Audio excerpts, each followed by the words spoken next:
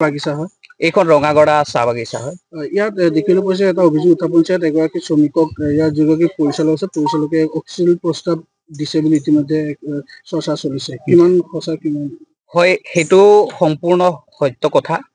আমি এই সহকাৰী পৰিচালক মহোদয়ৰ পূৰ্বতেও বহু কথা তেনেকে অশ্লীল আমাৰ চাহ শ্ৰমিকৰ ওপৰত মহিলাবিলাকৰ ওপৰত অশ্লীলতাৰ যি কুদৃষ্টি যি বেয়া দৃষ্টি সেই বেয়া দৃষ্টিবিলাক আমি পৰিলক্ষিত হোৱাৰ কথা আমি গম পাইছিলোঁ আৰু বৰ্তমানেও এই আমাৰ ৰঙাগড়া চাহ বাগিচাৰ পৰিচালক মহন্ত ডাঙৰীয়াই যি মহিলাৰ ওপৰত কুদৃষ্টি অশ্লীলতাৰ যি বেয়া প্ৰভাৱ পেলাইছে সেইবিলাক আমি তীব্ৰ গৰিহণা দিছোঁ।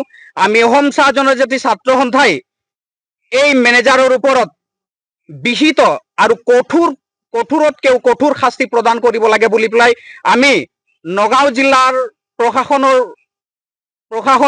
আৰু কলিয়াবৰ সমজিল্লা প্ৰশাসনৰ ওচৰত আমি দাবী জনাম আৰু এই বিষয়টোৰ ওপৰত ACMS অসম চাহ মজদুৰ সংঘই যি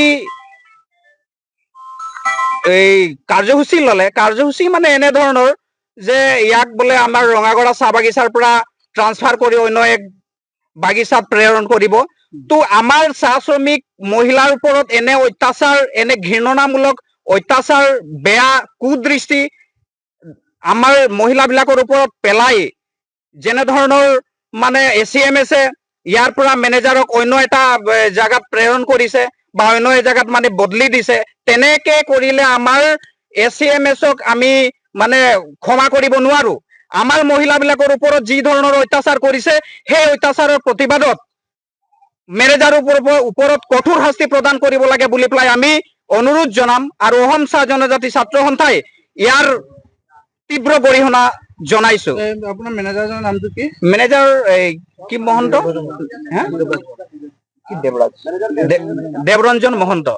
তেখেতে পূৰ্বেও তেনেকুৱা কাম কৰিছে? পূৰ্বেও তেনেকে কাম কৰিছে।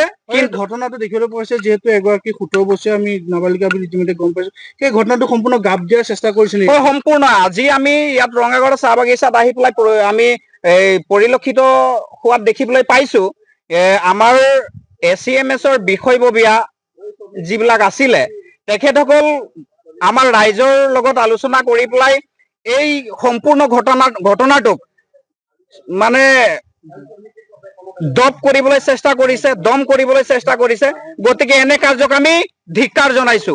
ভিতৰে মেনেজাৰৰ লগত কিবা মিলাপ্ৰীতি তেনেকে হ'বও পাৰে। আমাৰ মানে যি ধৰণৰ আমাৰ ইয়াত মানে কাৰ্যৰ পৰিলক্ষিত হৈছে, আমি যিবিলাক দেখিবলৈ পাইছো সেইবিলাক কাৰ্যৰ ওপৰত আমি লক্ষ্য কৰি এইটো ভাবিবলৈ বাধ্য হৈছো চাগে তেনেকে ভিতৰুৱাকে কিবা হেৰি হৈছে নেকি চাগে। ধন্যবাদ।